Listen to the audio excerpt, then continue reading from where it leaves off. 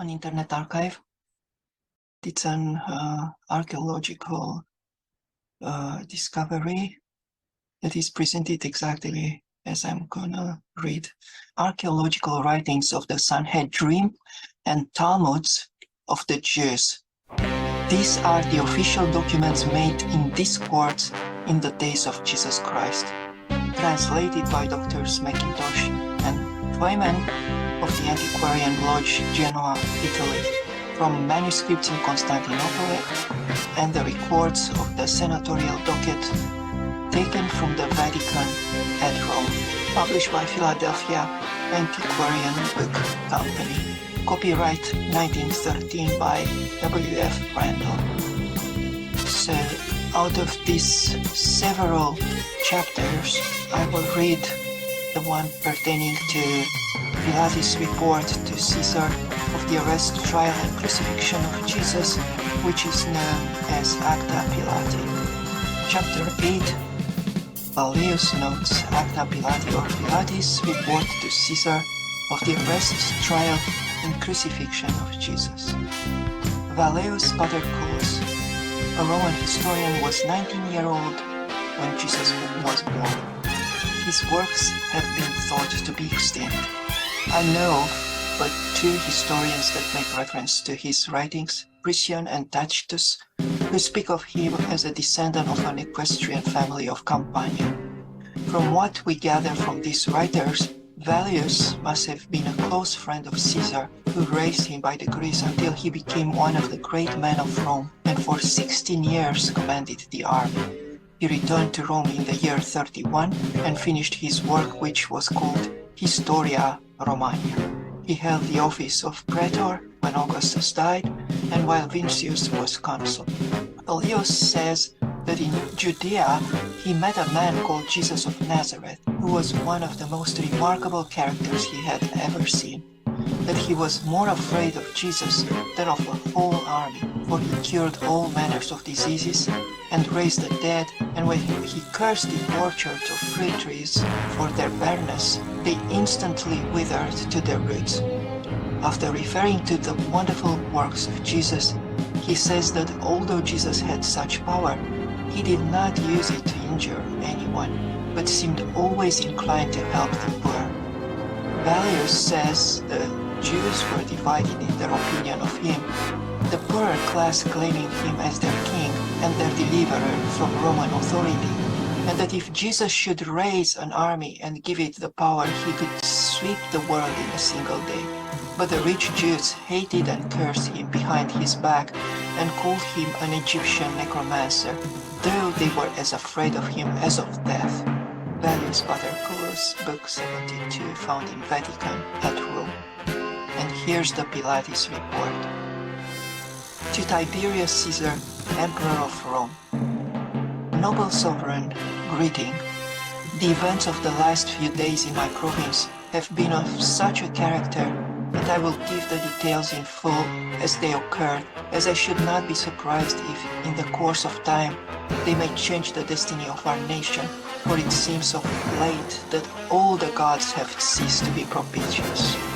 I am almost ready to say, cursed be the day that I succeeded Valerius Flacius in the government of Judea, for since then my life has been one of continual uneasiness and distress. On my arrival at Jerusalem, I took possession of the praetorium and ordered a splendid feast to be prepared, to which I invited the Tetrarch of Galilee with the high priest and his officers. At the appointed hour, no guests appeared. This I considered an insult offered to my dignity and to the whole government which I represent. A few days after, the high priest deigned to pay me a visit. His deportment was grave and deceitful. He pretended that his religion forbade him and his attendants to sit at the table of the Romans and eat and offer libations with them.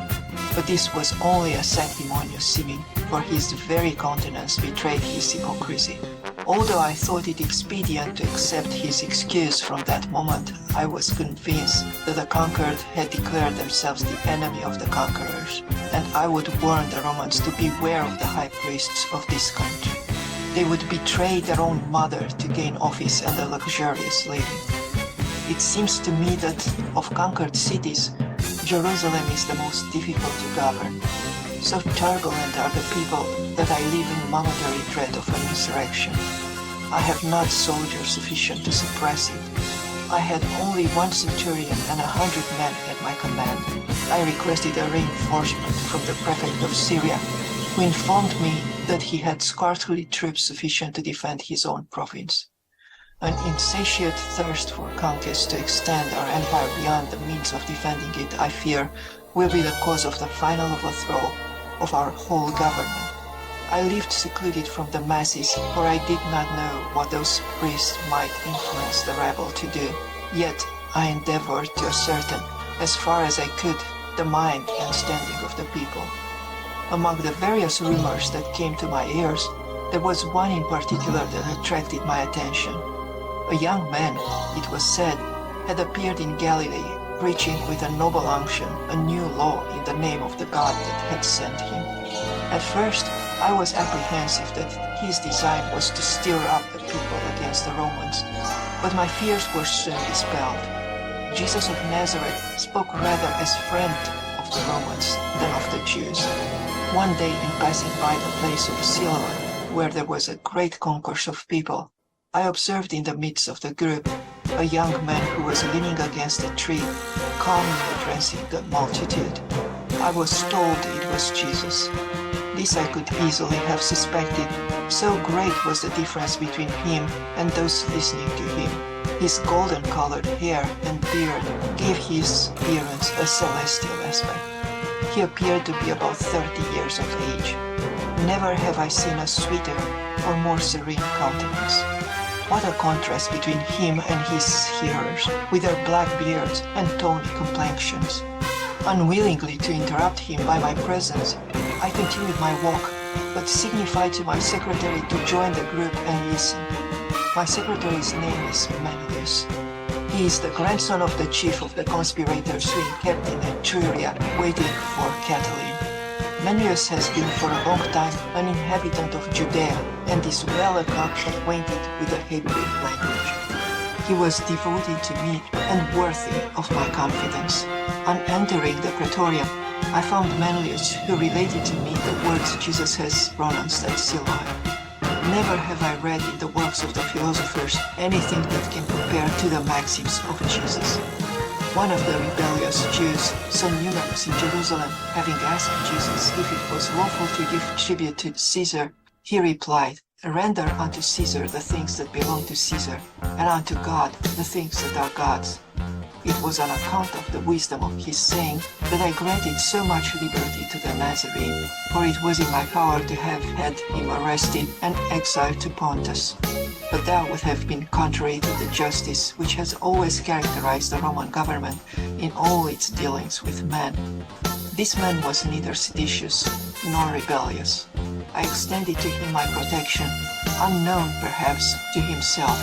He was at liberty to act, to speak, to assemble and address the people, and to choose disciples unrestrained by any Praetorian mandate. Should it ever happen, may the gods avert the omen, should it ever happen, I say, that the religion of our forefathers will be supplanted by the religion of Jesus, it will be to this noble toleration that Rome shall owe her premature death, while I, miserable wretch, will have been the instrument of what the Jews call providence and we call destiny. This unlimited freedom granted to Jesus provoked the Jews, not the poor, but the rich and powerful. It is true, Jesus was severe on the latter, and this was a political reason, in my opinion, for not restraining the liberty of the Nazarene.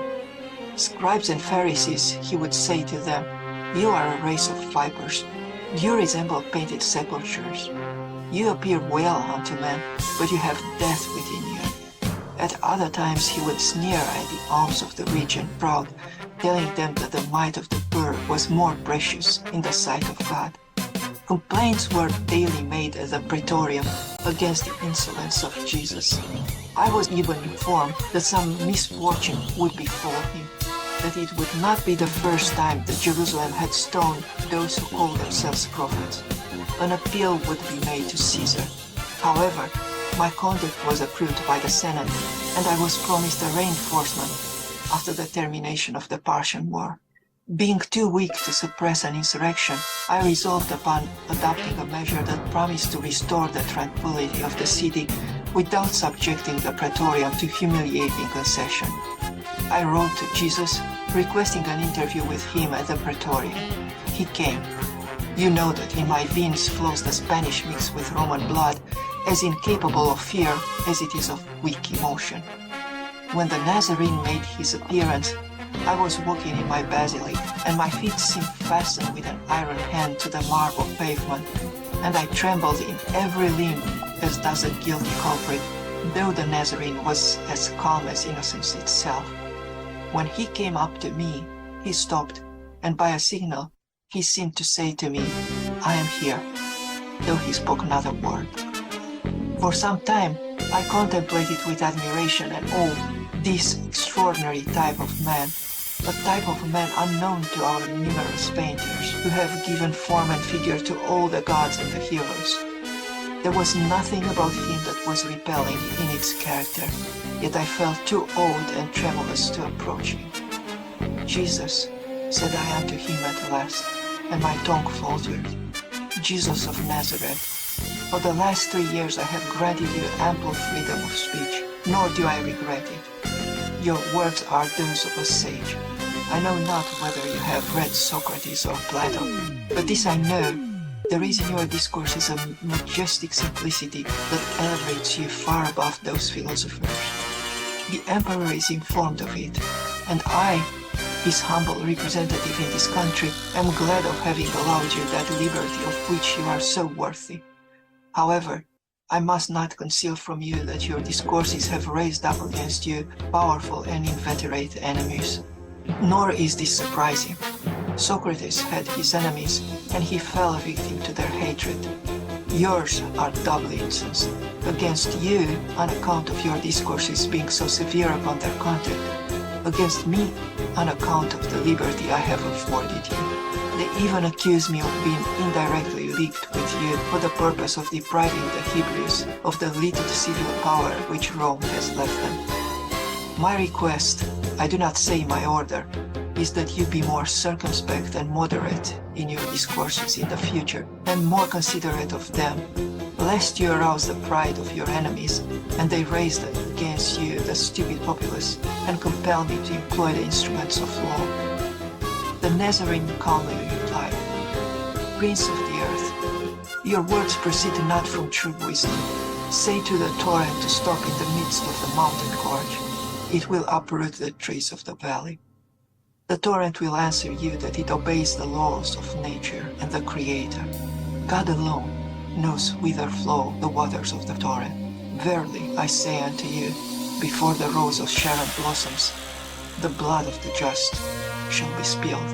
Your blood shall not be spilled," said I, with deep emotion. "You are more precious in my estimation on account of your wisdom than all the turbulent and proud Pharisees who abuse the freedom granted them by the Romans. They conspire against Caesar and convert his bounty into fear, impressing the unlearned that Caesar is a tyrant and seeks their ruin. Insolent wretches, they are not aware that the wolf of the Tiber sometimes clothes himself with the skin of the sheep to accomplish his wicked designs. I will protect you against them. My praetorium shall be an asylum, sacred both day and night." Jesus carelessly shook his head and said with a grave and divine smile, "When the day shall have come, there will be no asylums for the Son of Man, neither in the earth nor under the earth. The asylum of the just is there," pointing to the heavens. "That which is written in the books of the prophets must be accomplished." "Young man," I answered mildly, "you will oblige me to convert my request into an order. The safety of the province which has been confided to my care requires it. You must observe more moderation in your discourses. Do not infringe my order. You know the consequences. May happiness attend you. Farewell." "Prince of the earth," replied Jesus, "I come not to bring worry into the world, but peace, love, and charity. I was born the same day on which Augustus Caesar gave peace to the Roman world. Persecutions proceed not from me. I expect it from others, and will meet it in obedience to the will of my Father, who has shown me the way. Restrain, therefore, your worldly prudence. It is not in your power to arrest the victim at the foot of the tabernacle of expiation. So saying, he disappeared like a bright shadow behind the curtains of the basilic, to my great relief, for I felt a heavy burden on me, of which I could not relieve myself while in his presence. To Herod, who then reigned in Galilee, the enemies of Jesus addressed themselves to wreak their vengeance on the Nazarene. Had Herod consulted his own inclinations, he would have ordered Jesus immediately to be put to death. But though proud of his royal dignity, yet he hesitated to commit an act that might lessen his influence with the Senate, or like me, was afraid of Jesus. But it would never do for a Roman officer to be scared by a Jew. Previously to this, Herod called on me on the praetorium, and on rising to take leave, after some trifling conversation, asked me what was my opinion concerning the Nazarene. I replied that Jesus appeared to me to be one of those great philosophers that great nations sometimes produced, that his doctrines were by no means sacrilegious, and that the intentions of Rome were to lead him to that freedom of speech which was justified by his actions. Herod smiled maliciously, and saluting me with ironical respect, departed. The great feast of the Jews was approaching, and the intention was to avail themselves of the popular exaltation which always manifests itself at the solemnities of a Passover. The city was overflowing with a tumultuous populace, clamoring for the death of the Nazarene. My emissaries informed me that the treasure of the temple had been employed in bribing the people. The danger was pressing. A Roman centurion had been insulted. I wrote to the prefect of Syria for 100 foot soldiers and as many cavalry. He declined. I saw myself alone with a handful of veterans in the midst of a rebellious city, too weak to suppress an uprising and having no choice left but to tolerate. They had seized upon Jesus, and the seditious rabble, although they had nothing to fear from the praetorium, believing as their leaders had told them that I winked at their sedition, continued vociferating, "Crucify him! Crucify him!" 3 powerful parties had combined together at that time against Jesus. First, the Herodians and the Sadducees, whose seditious conduct seemed to have proceeded from double motives. They hated the Nazarene and were impatient of the Roman yoke.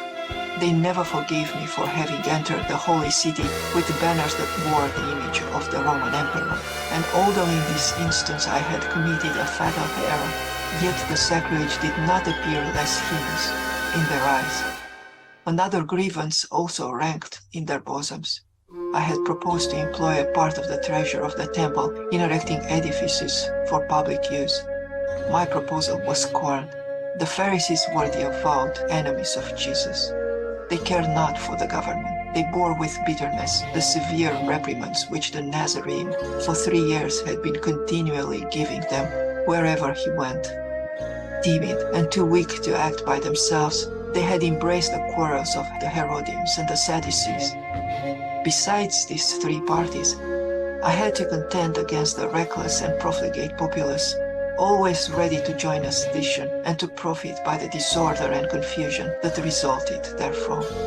Jesus was dragged before the high priest and condemned to death. It was then that the high priest Caiaphas performed the divisory act of submission. He sent his prisoner to me to confirm his condemnation and secure his execution. I answered him that as Jesus was a Galilean, the affair came under Herod's jurisdiction and ordered him to be sent thither. The wily tetrarch professed humility, and protesting his deference to the lieutenant of Caesar, he committed the fate of the man to my hands. Soon, my palace assumed the aspect of a besieged citadel. Every moment increased the number of the malcontents.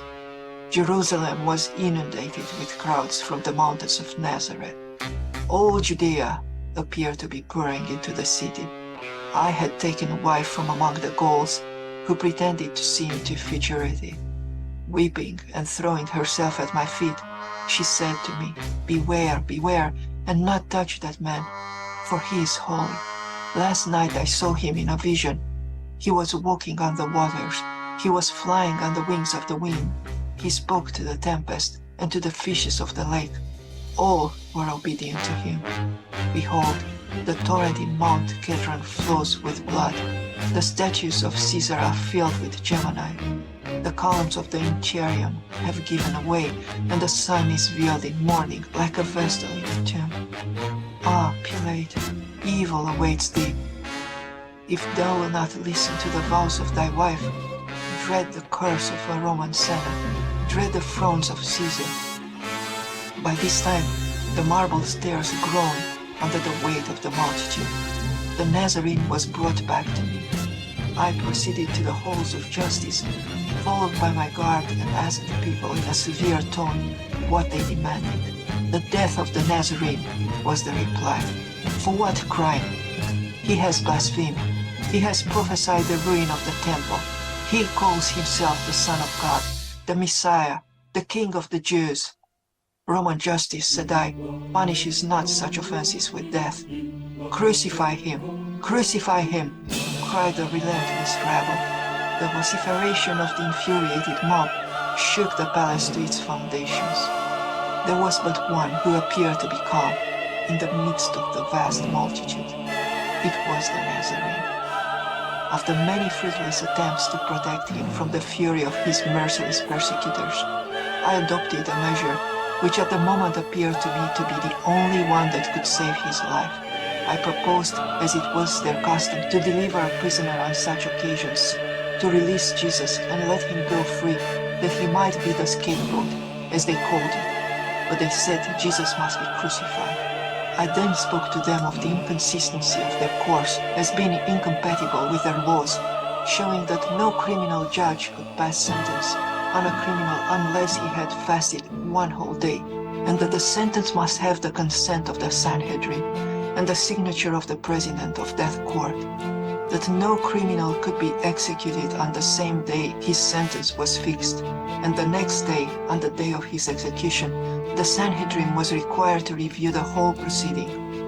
Also, according to their law, a man was stationed at the door of the court with a flag, and another one a short way off on horseback, to cry the name of the criminal and his crime and the names of his witnesses, and to know if anyone could testify in his favor. And the prisoner on his way to execution had the right to turn back 3 times and to plead any new thing in his favor. I urged all these pleas, hoping they might hold them into subjection. But they still cried, "Crucify him! Crucify him!" I then ordered Jesus to be scourged, hoping this might satisfy them. But it only increased their fury. I then called for a basin and washed my hands in the presence of the clamorous multitude, thus testifying that in my judgment Jesus of Nazareth had done nothing deserving of death, but in vain. It was his life these wretches thirsted for. Often in our civil commotions have I witnessed the furious anger of the multitude, but nothing could be compared to what I witnessed on this occasion. It might have been truly said that all the phantoms of the infernal regions had assembled at Jerusalem. The crowd appeared not to walk, but to be borne off and whirled as a vortex, rolling along in living waves from the portals of the praetoriums, even unto Mount Zion, with howling screams, shrieks, and vociferations, such as were never heard in the seditions of the Pannonia or in the tumults of the Forum. By degrees, the day darkened like a winter's twilight, such as had been at the death of the great Julius Caesar. It was likewise the Ides of March. I, the continued governor of a rebellious province, was leaning against a column of my basilic, contemplating at worth the dreary gloom, these fiends of Tartarus dragging to execution the innocent Nazarene. All around me was deserted. Jerusalem had vomited forth her indwellers through the funeral gate that leads to Gemonica. An air of desolation and sadness enveloped me. My guards had joined the cavalry. and the centurion with a display of power was endeavoring to keep order. I was left alone, and my breaking heart admonished me that what was passing at the moment appertained rather to the history of the gods than that of man.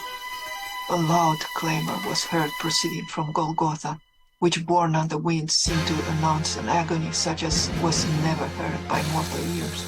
Dark clouds lowered over the pinnacle of the temple, and setting over the city covered it as with a veil. So dreadful were the signs that men saw both in the heavens and on the earth, that Dionysius the Areopagite is reported to have exclaimed, "Either the author of nature is suffering, or the universe is falling apart." Whilst these appalling scenes of nature were transpiring, there was a dreadful earthquake in Lower Egypt, which filled everybody with fear and scared the superstitious Jews almost to death. It is said Balthasar, an aged and learned Jew of Antioch, was found dead after the excitement was over. Whether he died from alarm or grief is not known. He was a strong friend of the Nazarene. Near the first hour of the night, I threw my mantle around me and went down into the city towards the gates of Golgotha. The sacrifice was consummated. The crowd was returning home, still agitated, it is true, but gloomy, taciturn, and desperate. What they had witnessed had stricken them with terror and remorse. I also saw my little Roman cohort pass by mournfully, the standard-bearer having veiled his eagle in token of grief, and I overheard some of the Jewish soldiers murmuring strange words which I did not understand. Others were recounting miracles very like those which had so often smitten the Romans by the will of the gods. Sometimes groups of men and women would halt, then looking back toward Mount Calvary, would remain motionless in expectation of witnessing some new prodigy. I returned to the Praetorium sad and pensive.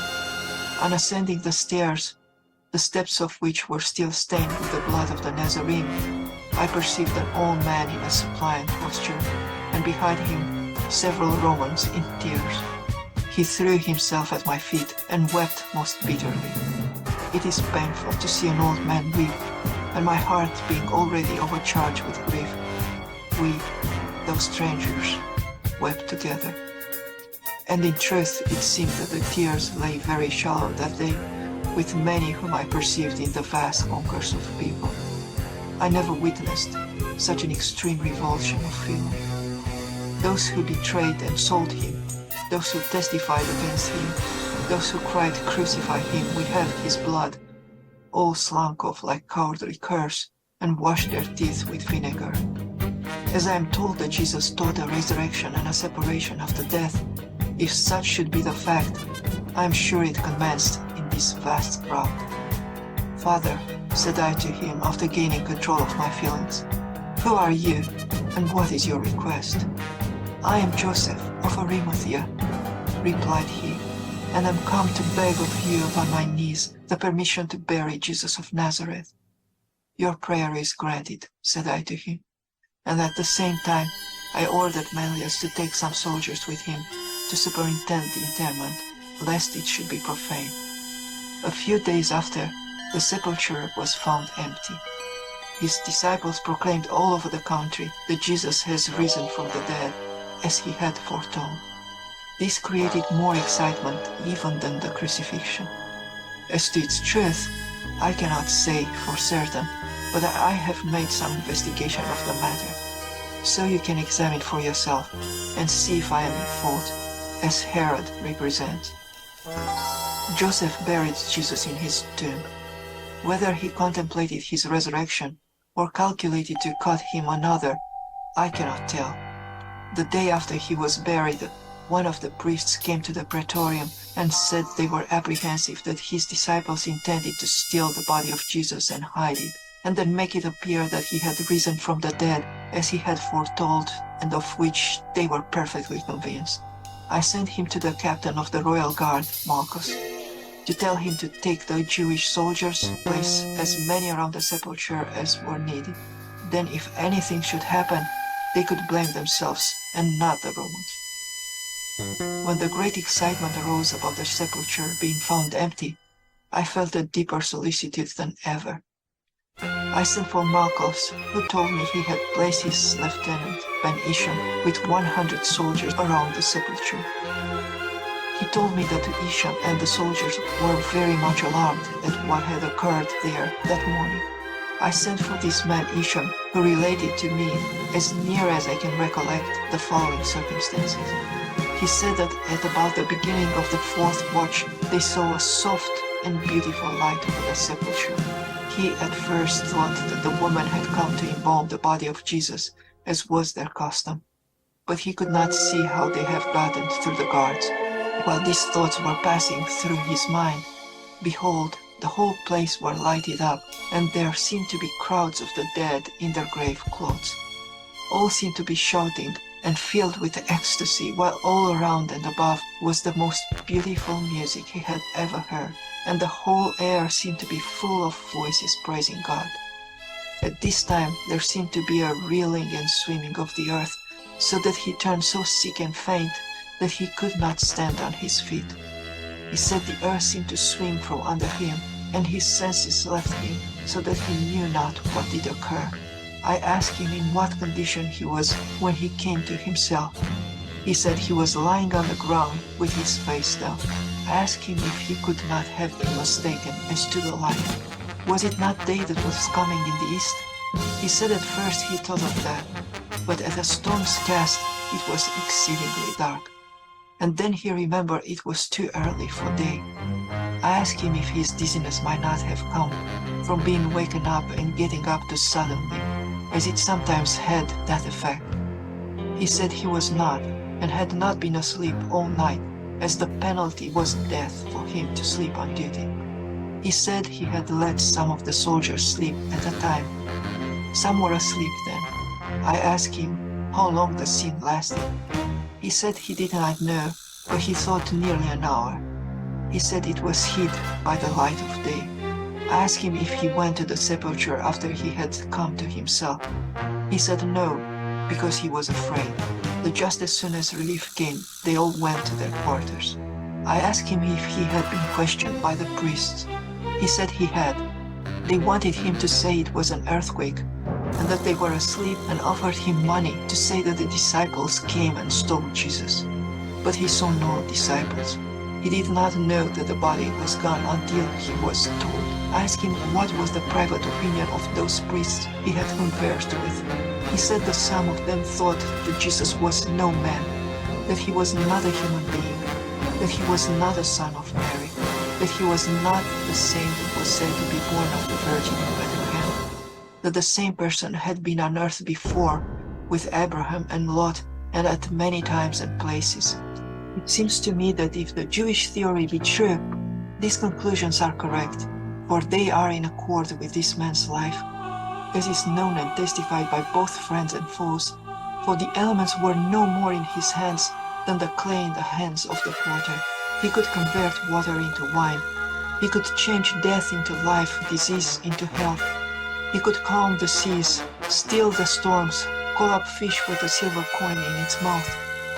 Now I say, if he could do all these things which he did and many more, as the Jews all testify, and it was doing these things that created this enmity against him, he was not charged with criminal offenses, nor was he charged with violating any law, nor of wronging any individual in person.